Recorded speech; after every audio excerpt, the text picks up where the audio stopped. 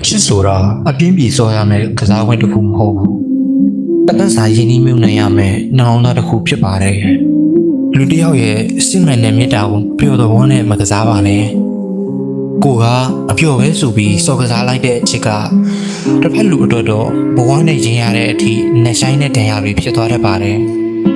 အချစ်ကိုကစားခဲ့တစ်ခုလိုသဘောထားပြီးပေါ်ဆမယ်ဆိုရင်နှလုံးသားချင်းလေးလေထားတဲ့တန်မိုးတွေအားလုံးဟာလည်းအိပ်ပင်မဲ့သွားပါလိမ့်မယ်မေတ္တာစစ်ဆိုတာအချိန်တန်ရင်ယူယူသွားတဲ့အယုတ်တရုံမဟုတ်သလိုစိတ်ကြိုက်ချေတယ်လို့ရတဲ့ဂိမ်းတစ်ခုလည်းမဟုတ်ပါဘူးဒါကြောင့်ကိုယ်စီရောက်လာတဲ့အချစ်ကိုပေါ်တန်စွာမကင်တွေ့ပါနဲ့အချိန်ပြီးချင်းနားလည်ပြီးချင်းလေးစားခြင်းတွေနဲ့အမြင့်ဆုံးတန်ဖိုးထားပါဘာလို့လဲဆိုတော့တခါပဲရနိုင်တဲ့နှလုံးသားတစ်ခုရဲ့ယုံကြည်မှုကိုဖျက်ဆီးလိုက်ရင်ဘလောက်ပဲနောင်တရရအဲ့ဒီအချစ်ကိုနောက်တစ်ချိန်ဘယ်တော့မှပြန်မရနိုင်တော့လို့ပါပဲ